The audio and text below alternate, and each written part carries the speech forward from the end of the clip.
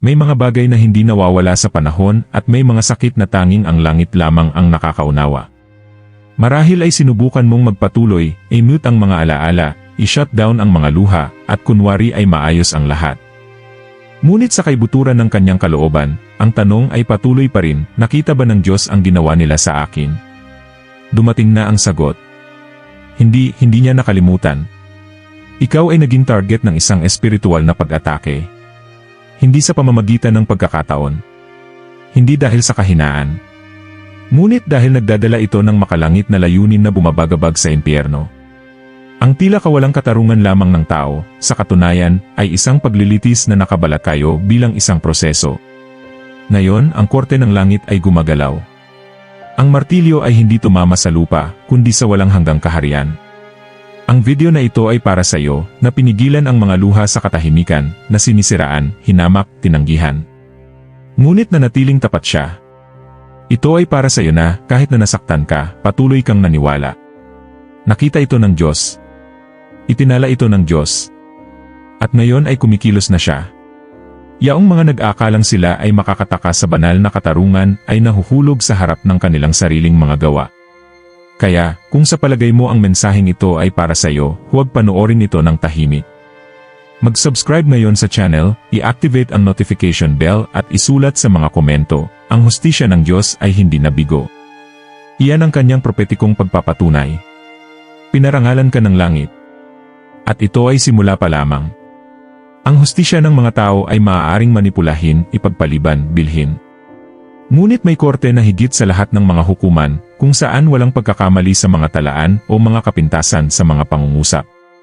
Ang korte na ito ay makalangit, hindi nakikita ng natural na mga mata, ngunit aktibo sa mundo ng mga espiritu.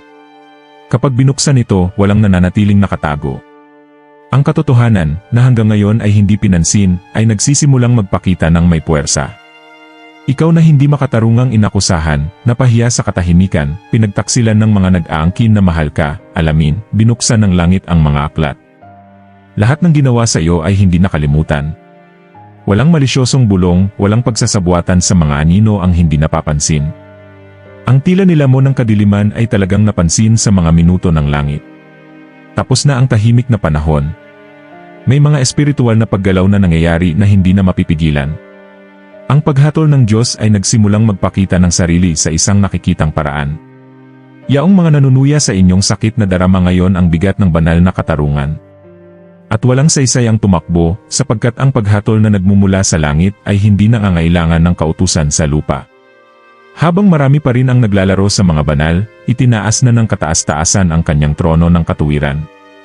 Tinitimbang niya ang mga puso, intensyon, salita, at saloobin. Hindi lamang ito tungkol sa paghihiganti, kundi sa pagpapanumbalik ng banal na kaayusan. Sapagkat kung saan may sugat na layunin, ang Diyos ay nagpapadala ng paghatol. Kung saan may kawalang katarungan, pinalalayas niya ang pagtubos. Hindi ka malilimutan. Hindi ka pinabayaan. Ang langit ay naghihintay ng tamang panahon upang kumilos, at ang oras na iyon ay ngayon. Hindi ayon sa nais ng mga tao, kundi ayon sa hinihingi ng banal na plano. Dahil ang nakataya ay hindi lamang ang iyong sakit, ito ay ang karangalan ng isang pinili, ito ay ang pangalan ng Diyos na itinaas sa gitna ng kaguluhan. Bigyang pansin ang mga palatandaan. Bumukas ang mga pintuan kung saan sila dati ay nakalock. Bumabagsak ang mga maskara. Ang mga alyansa ay nawawala. Ang lahat ng ito ay isang pagmumuni-muni ng isang korte na nagsimulang gumana sa langit at ngayon ay nagpapakita ng sarili sa lupa. At ikaw ay magiging isang buhay na saksi sa kung ano ang mangyayari kapag nagpasya ang Diyos na kunin ang katarungan sa kanyang sariling mga kamay. Hindi lahat ng nangyari sa iyo ay natural. Sa likod ng pagtanggi, ang mga mapanlinlang na salita, at ang pag-abandona, mayroong isang espiritual na digmaan na inilunsad laban sa iyo. Hindi ito tungkol sa iyo bilang isang tao, ngunit tungkol sa kung ano ang dinadala mo. Sinuman ang may tunay na pagpapahid ay nakakaakit ng pagtingin sa langit, ngunit pinupukaw din ang puot sa impyerno. At nakita ka ng dalawa. Alam ng kaaway na hindi niya direktang mahawakan ang ibinigay sa iyo ng Diyos, kaya sinubukan niyang pahinain ka ng may emosyonal na pagkapagod. Ginamit niya ang mga taong malapit sa kanya, nakalilito ng mga sitwasyon, mga sandali ng kawalan ng pag-asa, lahat ay idinisenyo upang mag-alinlangan ka sa iyong sariling pagkakakilanlan. Ngunit ang hindi niya inaasahan ay ang iyong tahimik na paglaban. Ang iyong pananampalataya, kahit na sa mga luha, ay nagpapanatili sa kalangitan na gumagalaw sa iyong pabor. Marami ang tumingin mula sa labas at naisip na ito ay isang masamang yugto lamang.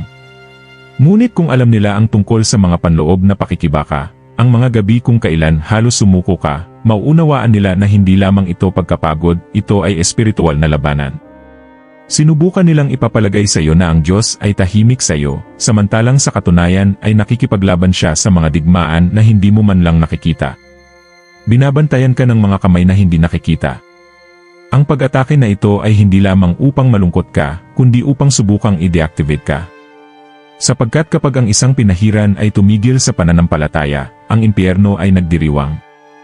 Kapag ang isang piniling kaluluwa ay nagsimulang mag-alinlangan sa misyon, ang masamang plano ay sumusulong. At naramdaman mo ang bigat na ito. Kahit nasaktan ka, nagpatuloy ka pa rin. Kahit wala kang lakas, tumayo ka. At binabago nito ang lahat. Hindi ka lamang pinoprotektahan ng kataas-taasan, pinahintulutan niya ring mangyari ang ilang bagay upang ibunyag kung sino talaga ang nasa tabi mo. Hindi lahat ng tao sa paligid mo ay kaalyado. Ang iba ay lumapit lamang upang pahinain ang kanyang ilaw. Ngunit ngayon, dumating na ang pag-unawa. At kasama rin nito ang kinakailangang paghihiwalay. Huwag maliitin kung ano ang iyong kinakaharap. Ito ay totoo. Ito ay matindi. Ngunit ito ay propesya din ang pag-atake na nakapalibot sa iyo ay nagpapatunay lamang sa kahalagahan ng iyong dala. Ang mga taong walang anumang bagay sa loob ay hindi inaatake ng gayong galit. Nag-aalala ka dahil may sagrado ka sa loob mo. At ang kalangitan ay nagpasya na protektahan ka dahil ang iyong misyon ay malayo pa sa katapusan. Ang ginawa nila sa iyo ay hindi lamang isang personal na kawalang katarungan, ito ay isang espiritual na pang-aapi. Hindi ka lamang nila inatake, sinalakay nila ang plano ng Diyos na isinasagawa sa iyong buhay. Hindi ka lang isang tao na nagsisikap na mamuhay ng mapayapa. Ikaw ay at patuloy na naging isang makalangit na kasangkapan, at ang paghipo sa iyo ay upang mahipo ang gawain niya na nagsugo sa iyo. Ang mga taong nag-alsa laban sa iyo ay hindi namamalayan na sila ay nakikialam sa isang bagay na sagrado. Akala nila ay pinatatahimik nila ang isang ordinaryong tinig, ngunit sinisikap nilang patahimikin ang isang trompeta ng propesya. Hindi nila nakita na sa likod ng iyong ngiti, mayroong isang misyon na nabuklod ng may layunin. At nang mahipo kanila, tinatakan din nila ang kanilang kahatulan sa kanilang sariling mga kamay. Marami ang hindi nakakaalam kung nakikipag-ugnayan sila sa isang taong itinalaga ng Diyos. Kaya naman sila ay kumikilos ng magaan, nanlalait, inuusig at nasasaktan ng hindi nag-isip. Ngunit may pagkakaiba sa pagitan ng pakikipaglaban sa tao at pagharap sa banal na layunin. Sa katunayan, ang ginawa nila sa iyo ay isang paghaharap sa langit mismo. Ngayon, ang langit ay sumasagot. Sa kaibuturan ng iyong kaluluwa, alam mo na mayroong isang bagay na mas malaki sa iyong buhay.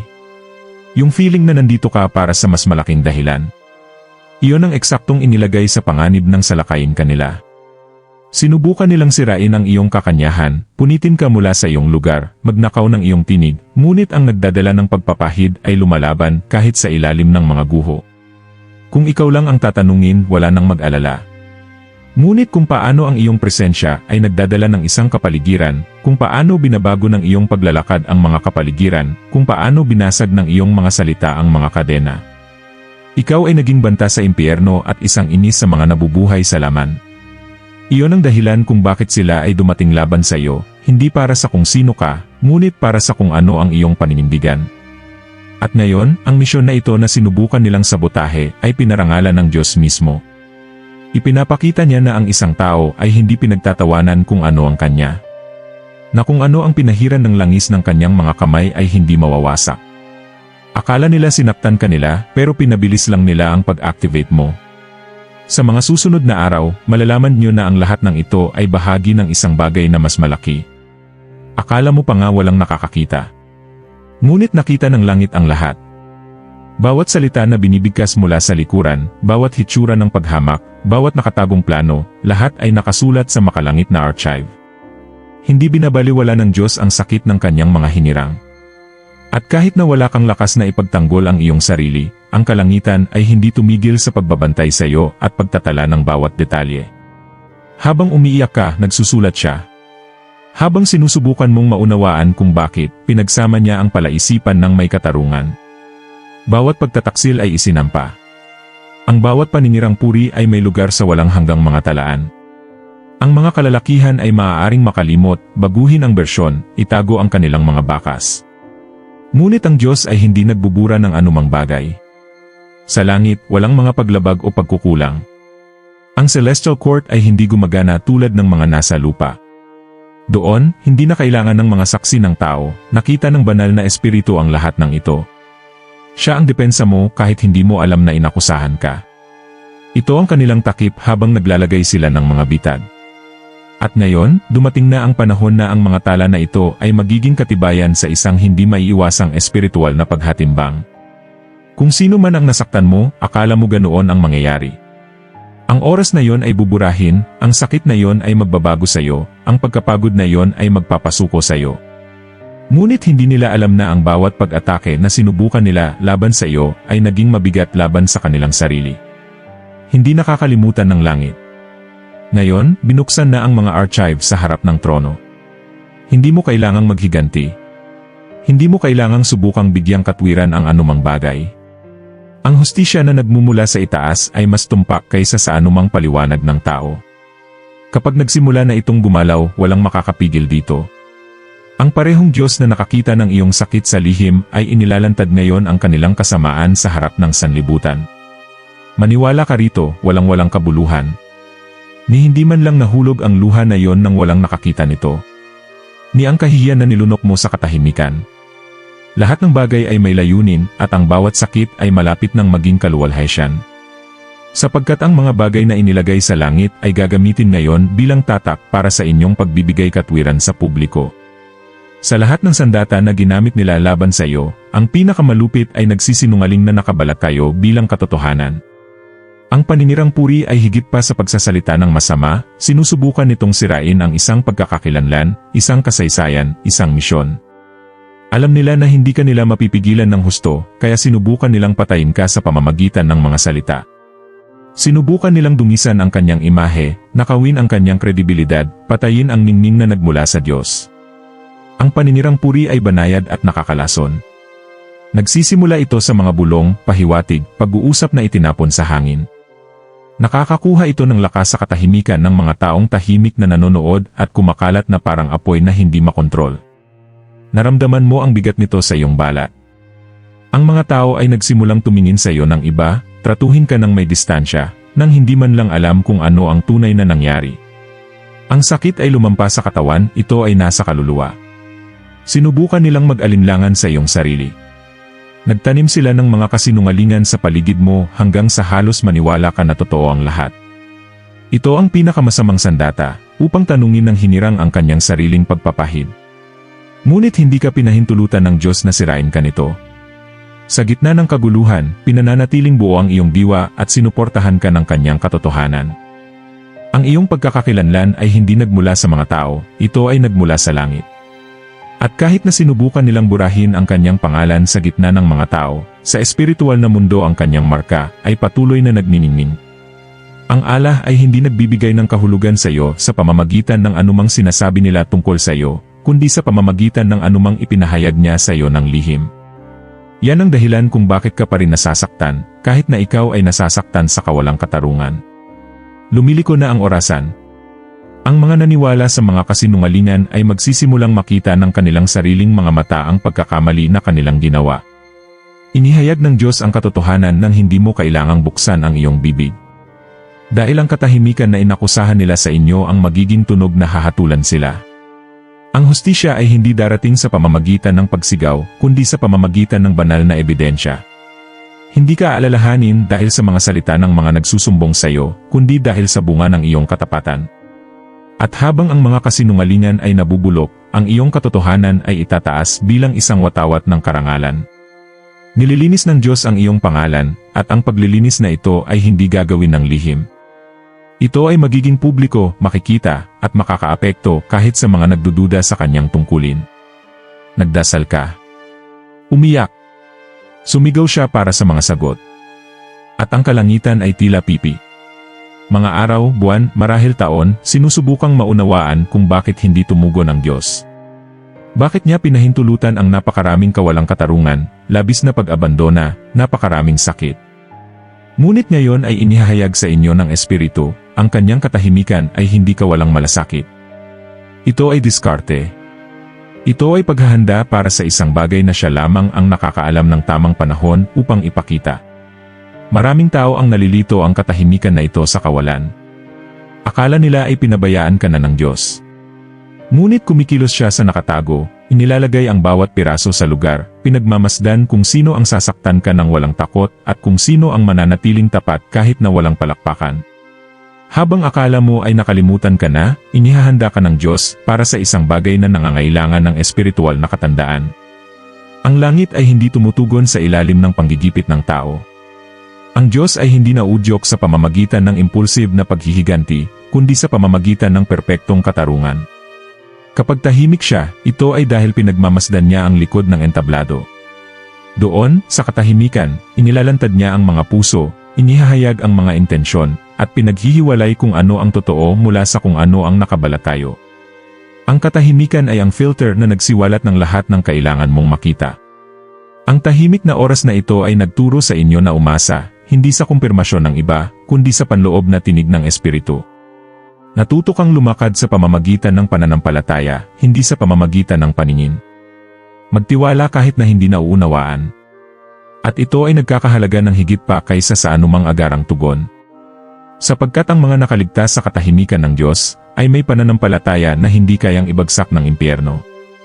Ngayon ay lumiliko na ang oras. Binasag ang katahimikan. At hindi ito may ingay, ito ay may katibayan. Ang Diyos ay hindi lamang nagsasalita, ginagawa niya ito. At ang mga nag-aakalang wala siya ay nagulat ngayon sa pagpapakita ng katarungan. Hindi ito kawalang malasakit, ito ay banal na pagtitiyaga na naghihintay sa tamang panahon upang kumilos ng may kapangyarihan.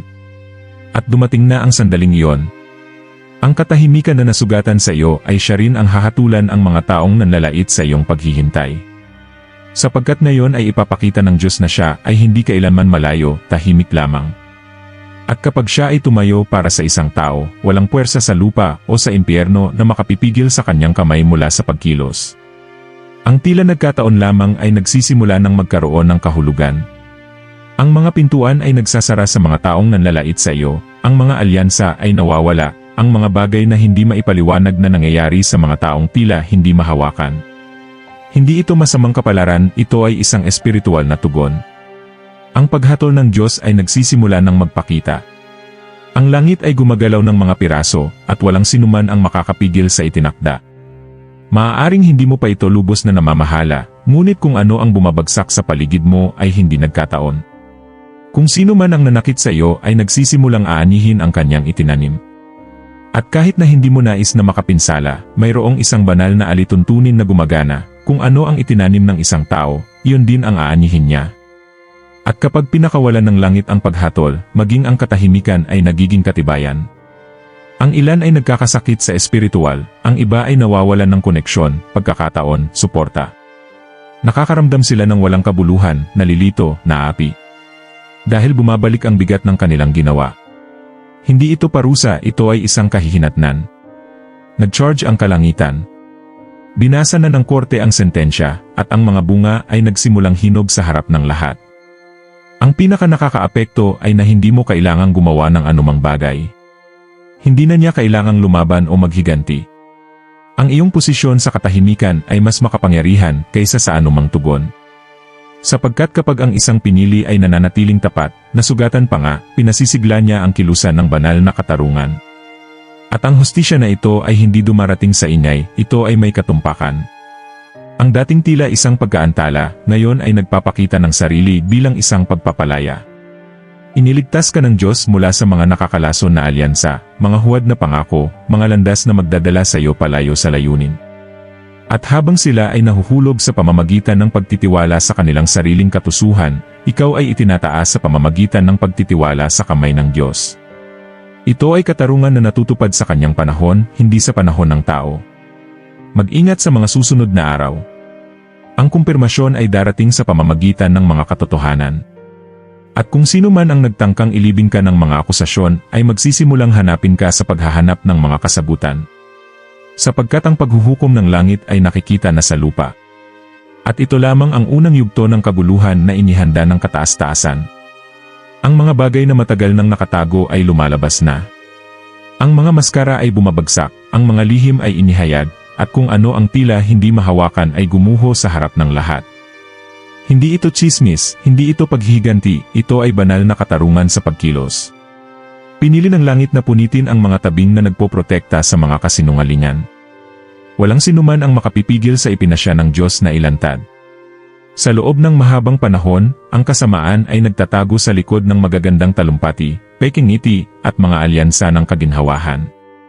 Ngunit ngayon, ang banal na interbensyon ay nag-aalis ng mga ilusyon. Ang mga taong tila matuwid ay hindi nakamaskaral. Ang mga nakabaon na katotohanan ay lumalabas na parang kulog sa isang maliwanag na araw. At ang lahat ng ito nang walang iyong panghihimasok, ito ay ang kalangitan mismo na naglilinis ng lupa. Nanalangin ka para sa paghahayag, pangunawa, patnubay. Nakikinig ang Diyos. Ngayon lamang siya ay nagpatuloy pa, inihahayag niya ang hindi mo man lang naisip. Mga nakatagong kasunduan, masasamang intensyon, mga kilos na ginawa sa kadiliman, lahat ay inihayag. Dahil dumating na ang panahon para sa pag-aaral. At kapag ipinahayag ng Diyos, ito ay upang pagalingin at palayain ng isang beses at magpakailanman. Ang mga taong naglalakad sa mga dilim ay pinipilit na harapin ang liwanag. At ang liwanag na nagniningning ngayon ay hindi sa iyo, ito ay nasa iyo ng Diyos. Iyon ang dahilan kung bakit napakaraming nababagabag, lumayo o nag-react ng agresibo. Ang iyong presensya, nang hindi nagsasalita ng isang salita, ay nagiging sanhi ng pagbagsak ng mga espiritual na kuta. Ang nakatago ay hindi na kayang suportahan ang kapaligiran na dala mo. Huwag matakot sa kung ano ang lilitaw. Ang ilang mga katotohanan ay maaaring masaktan, ngunit sila rin ay magpapalaya sa iyo. Sinisira ng Diyos ang mga siklo, tinatanggal ang mga nakakalason na alyansa, at pinoprotektahan ka mula sa hinaharap na makulong ka. Kung ano ang kanyang inilalantad, nililinis din niya. Pagkatapos ng eksibisyon, dumating ang pagpapanumbalik. Hindi ito isang iskandalo, ito ay paglilinis. Maghanda ka, dahil ang eksibisyon na ito ay magulo sa mga estruktura. Imbes na sirain ka, palakasin ka nito. Maiintindihan mo kung bakit nagsara ang ilang pintuan, kung bakit ang ilan ay lumayo, kung bakit ang ilang mga pagkakataon ay hindi dumating. Iniligtas ka ng Diyos bago mo ito nalaman. At ngayon ipinapakita niya kung bakit sa harap ng lahat. Ang iyong buhay ay hindi lamang isang patotoo, ito ay isang babala. Ipinadala ka ng Diyos bilang isang buhay na tanda, isang huling pagkakataon para sa pagsisisi para sa mga taong nakapaligid sa iyo. Ang kalangitan ay nakaposisyon sa iyo ng madiskarte, at nang hindi man lang namamalayan ito, naglalabas ka ng isang espiritual na mensahe, may oras pa, ngunit ang bintana ay nagsasara.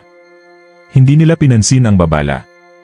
Marami ang hindi nakakakilala kung sino ka.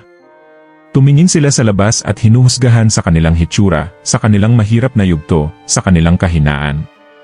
Ngunit hindi nila nakita kung ano ang nakita ng kalangitan. Nagdala ka ng pahid na nag-abala sa mga kampante. Ang kanilang presensya ay nag-activate ng mga katotohanan na ayaw nilang marinig. At sa halip na magsisi, sinubukan nilang patahimikin ka. Ang pinakaseryoso ay hindi ang ginawa nila sa iyo, kundi kung ano ang tinanggihan nila kapag sinaktan ka nila. Sapagkat sa pamamagitan ng paghipo sa iyo, hinamak nila ang sagot na ipinadala ng Diyos. Ikaw ay isang palaso na nakaturo sa kalangitan, isang apoy sa gitna ng kadiliman, isang paalala na mayroon pa ring awa. Ngunit pinili nilang laitin, tanggihan, at atakehin. Ginamit ng Diyos ang iyong pananampalataya bilang pagsubok sa iyong mga puso. Nagkaroon sila ng pagkakataon na piliin ang tamang landas, ngunit mas gusto nilang manatiling mapagmataas. Hindi ka lang ibang tao sa kanilang paraan. Ikaw ang huling hininga ng awa bago dumating ang paghuhukom. At ngayong tinanggihan ka na nila, tinanggihan din nila ang pagkakataong mayroon sila. Iyon ang dahilan kung bakit nagsimula ang mga kahihinatnan. Hindi ito nagkataon. Ito ay espiritual na pag-aani. Hindi sila nahuhulog dahil gusto mo sila, kundi dahil tinanggihan nila ang inaalok ng langit sa iyong buhay. Ikaw na ang huling babala. At ngayon, ang paghuhukom ay tumatakbo sa kanyang kurso. Hindi bilang isang parusa, ngunit bilang tugon sa isang sinasadyang pagtanggi. Ngunit alamin, ang iyong misyon ay hindi nawalan ng kabuluhan. Ginawa mo kung ano ang tinawag sa iyo na gawin. At kahit na hindi ka nila pinakinggan, nakita ng langit ang iyong pagsisikap. Alam ng Diyos ang iyong puso. At pararangalan ka niya dahil sa panindigan kang matatag kahit na ikaw ang target.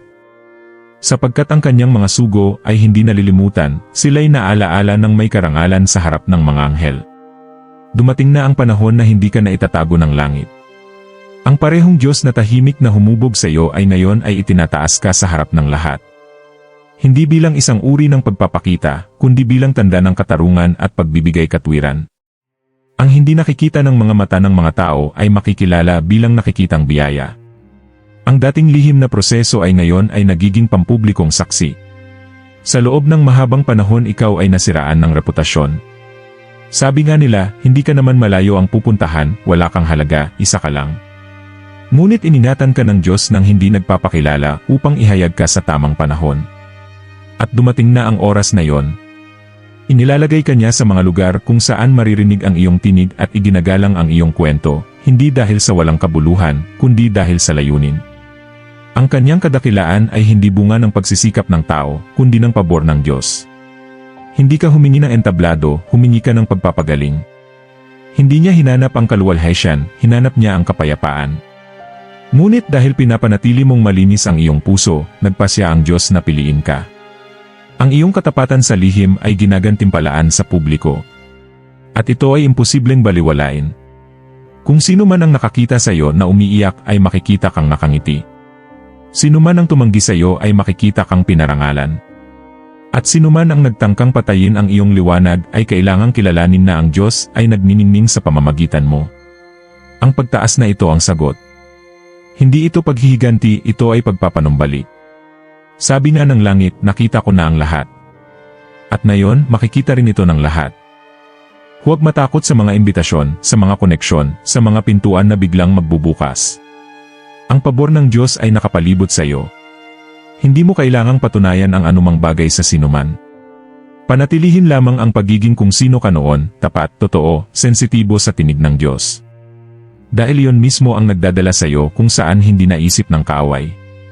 Yaong mga kinutya ang iyong katahimikan ay makikita na ngayon ang kapangyarihan ng iyong ani.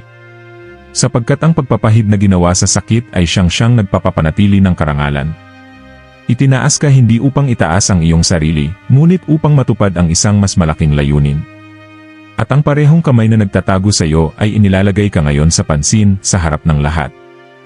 Nararamdaman mo ba ito? Nagbago ang kapaligiran. Ang dating tila pag-abandona, ngayon ay nagpapakita ng sarili bilang isang banal na diskarte. Lahat ng bagay na nakasakit sa iyo ay nagsisilbing plataporma para sa kung ano ang magpapataas sa iyo. At ang tanong na natitira ay, ano ang gagawin mo ngayong binuksan ng Diyos ang kalangitan sa iyong kwento? Patuloy ka bang nag-aalinlangan sa iyong kahalagahan? O sa wakas ay tatanggapin mo ba ang layunin na ipinagkatiwala niya sa iyo? Kahit gaano ka pa kahirap mag-move on, hindi pa rin mawawala sa iyo ang mga bagay na ibinibigay niya sa iyo. At ngayong nagsimula ng matupad ang kanyang katarungan, panahon na upang manindigan ng may pananampalataya at lakas ng loob. Ang langit ay naghihintay para sa iyong nang may pananalig. Ilang beses mo na bang naramdaman na napakaliit mo para dalhin ang isang bagay na napakalaki? Ngunit kung pinili ka ng Diyos, ito ay dahil alam niya na titiisin mo ang proseso at igagalang ang misyon. Panahon na para bumangon. Hindi na bilang isang biktima, kundi bilang isang buhay na saksi na ang langit ay hindi mabibigo. Ang iyong sakit ay magiging ministeryo. Ang iyong kwento, isang mensahe. Ang iyong buhay, isang sagot. Huwag ipagwalang bahala ang mga palatandaan. Nasa lahat sila ng dako. Nagsimula na ang katarungan ng Diyos, at ikaw ang sentro ng pag-ikot na yon. Pagmamay-ari kung ano ang dala mo. Huwag matakot sa mga hitsura, sa mga komento, sa paglaban. Kapag ang langit ay nagpasya na itaas ka, walang sinuman ang makakapigil sa iyo. At ang mundo ay malapit nang makita kung ano ang mangyayari kapag ang isang hinirang ay inaringganap ng Diyos. Kung naramdaman mo ang mensaheng ito sa Espiritu, isulat dito sa mga komento, inaringganap ako ng Diyos. Ito ay higit pa sa isang parirala, ito ay isang propetikong tatak. Ibahagi ang video na ito sa isang taong kailangan ding malaman na ang langit ay gumagana. Huwag kalimutang mag-subscribe sa channel at i-on ang notification bell. Nagsisimula pa lang tayo. Ang hustisya ng Diyos ay magiging kumpleto. Naway matagpuan ng mensaheng ito ang mga pinili sa tamang panahon, at naway ang bawat salita ay maging tulad ng apoy sa mga buto na nag-aapoy ng pananampalataya, pag-asa at espiritual na posisyon. Kung nais mong magpatuloy na makatanggap ng nilalaman na tulad nito, nagbibigay inspirasyon, propesya, at nagbabago, mag-subscribe sa channel mayon, i-activate ang kampanilya ng abiso, at ibahagi ito sa isang taong kailangang marinig ang tinig ng Diyos. Ang kalangitan ay gumagalaw at ikaw ay bahagi nito. Hindi kinalimutan ng Diyos ang ginawa nila sa iyo. Ngunit ngayon, makikita ng buong sanlibutan kung ano ang gagawin niya para sa iyo.